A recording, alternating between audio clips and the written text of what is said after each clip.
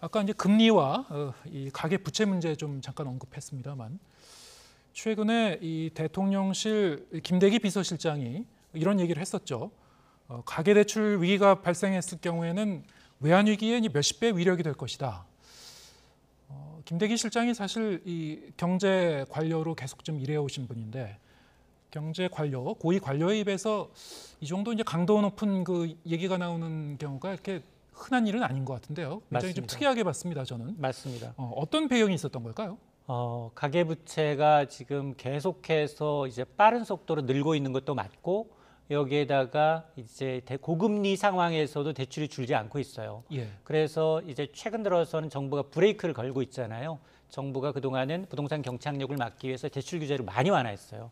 소득이 없더라도 뭐 청년, 무주택자라면 거의 50년까지 연 4% 장기로 이제 대출해주는 특례보금자리론을 비롯해서 최장 50년짜리 주담대를 하다 보니 오히려 그런 사이에 이제 주택 통계는 또 왜곡됐죠. 인하고 착공 물량이 줄었기 때문에 야 이러면 지금이 더 싼 거 아니야? 빨리 매수해야 돼. 영끌족들이 가세했잖아요. 예. 자 그러다 보니까 2분기 기준 가계부채가 한 1,863조고요.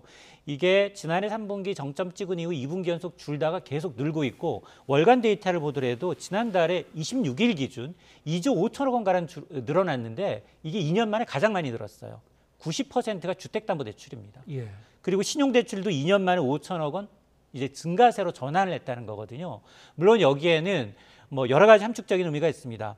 일단 이 가계부채가 이제 이 그 가계 특히나 이제 저 주택담보대출이라는 게 잔금 후행성이에요. 통상 계약하고 계약 시점에서 주택 마지막 잔금 치르는 날 두세 달 후에 통계가 잡혀요. 네. 그러다 보니까 9월 말 뭐 일반형 이제 특례보금자리론 사라지고 50년 만기 주담대 사라졌기 때문에 그게 지금 통계 잡히는 것일 수 있거든요. 예. 그러다 보니까 저는 그럼에도 불구하고 지금 뭐 연말로 갈수록 이 증가폭은 좀 줄어들 수 있다고 봅니다. 왜냐하면 고금리에 장사 없다. 지금 거래량 자체가 줄고 있고 또 관망세로 돌아서고 있거든요. 특히나 이제 저는 다소 우려스러운 게 주택 매매 시장보다는 전세 쪽으로 지금 또 불안한 조짐이 보이고 있는데요. 거의 눈에 보이지 않지만 23주 연속 주간 기준 전세값이 오르고 있어요. 네. 전세 사기가 주로 이제 열악한 빌라나 다세대에서 일어나다 보니까 아파트로의 이 전세 수요가 늘고 있죠. 근데 전세라는 건 물량을 한꺼번에 또 이제 만들 수 없는 입장이다 보니까 예. 아마 금리가 계속 오르면 오히려 매수보다는 매물은 더 늘어나는데 오히려 이제 지금보다는 더 낮아지겠지라는 기대감 때문에 조금 더 눌러 살자. 전세 수요 때문에 전세가 내년은 더 불안할 조짐이 있습니다. 예. 우리가 이제 가계 대출 규모가 너무 커지고 증가 속도가 너무 빠르고 이런 점이 뭐 우리 경제의 이제 뇌관이라는 말을 오랫동안 해왔습니다만 사실 지금 그런 얘기가 나온 그 배경을 보면은 정부 입장에서도 보면 상당히 지금 상황이 부담스러운 것 같아요. 맞습니다. 근데 그 근본 원인을 보면은 대출을 좀 많이 풀어준 게 사실 정부 아니었습니까? 맞아요. 예. 지금 이 대출 규제, 특히 이제 대표적으로 DSR 같은 경우에 좀 예외적인 사례도 좀 많이 넓혀놨고 특례보금자리 이론이라든가 뭐 여러 가지 이제 대출이 좀 늘어나게 된 배경이 있었는데 그렇다면 정부가 이제 와서 어떻게 할 것인가? 정부가 내놓은 조치는 어떻게 보고 계십니까 지금? 다시 또 역으로 예. 대출 규제 쪽으로 또 선회를 하고 있습니다. 실제로 IMF 기준 우리나라의 이제 가계부채는 GDP 대비 108%까지 치솟아서 스위스 다음으로 세계 두 번째로 높거든요. 네. 근데 증가폭도 더 빨라요. 여기에다가 고금리의 가장 큰 게 이제 그 연체율이라고 할 수 있는데 연체율도 지금 빠르게 증가하고 있습니다. 예. 1년 전에 비해서 2배, 아직은 0.38% 정도 되지만 1년 전과 비교하면 2배 가까이 늘고 있는 상황이어서 그러면 그 근본적인 원인은 뭐냐? 정부가 이제 굉장히 좀 이 부동산 시장을 좀 어쨌든 경착륙을 막아보기 위해서 대출 규제를 풀었던 것들이 분명히 영향이 있고요. 예.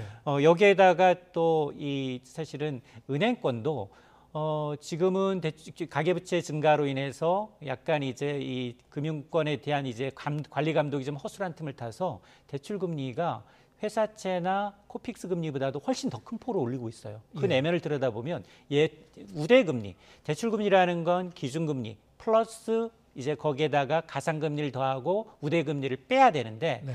가상금리는 지금 굉장히 높이고 우대금리는 덜하는 방식으로 예대금리 차를 막대하게 지금 취하고 있거든요. 예.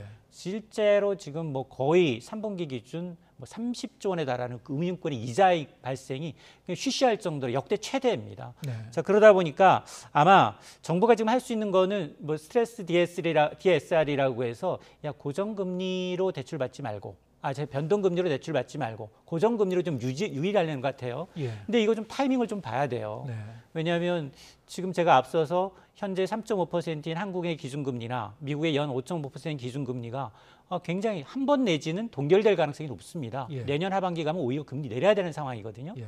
근데 고정금리는 고금리일 때보다도 저금리일 때 고정금리여야지 대출자율 그렇죠. 이자 부담이 줄어들잖아요. 예.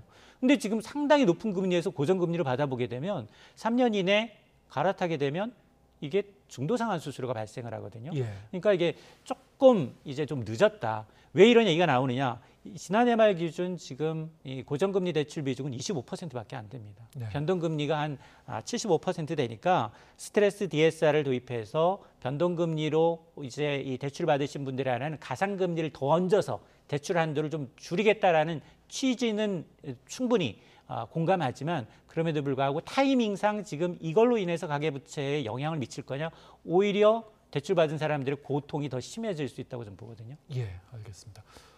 어쨌든 이 가계 부채 문제는 부동산 시장의 이 가격 전망하고도 긴밀하게 좀 연결돼 있는 건데 많은 분들이 혹시나 이렇게 좀 무리하게 대출을 해서라도 집을 사야 된다는 생각을 한다면 이것 자체가 지금 그 시장 전망을 그렇게 보기 때문인데 맞습니다. 뭐 정부의 이게 부동산 대책하고도 좀 연관이 돼 있는 것 같아요. 맞습니다. 저는 내년이 더 걱정해요. 예, 올해도 걱정이지만 내년은 우리나라는 이미 스태그플레이션 초입 단계에 있다라고 보거든요. 예. 경기 성장률은 1.1% 미만이고 이미 잠재 성장률이 지금 2% 아래로 떨어지고 있다라는 얘기가 나오고 있거든요. 예. 그런 상황에서 물가는 2, 3%, 5%란 말이에요. 예. 그러면 이제 여기서 빚내서는 더 이상 안 됩니다. 정말로 가계의 경우에는 부채 다이어트를 통해서 네. 조금은 부채를 좀 줄이는 그리고 이제 정부도 연착륙으로 가야 돼요. 예. 대안대출 시스템을 만들고 그리고 이제 이런 소상공인들이 그동안 계속해서 미뤄왔던 이 대출의 경우에는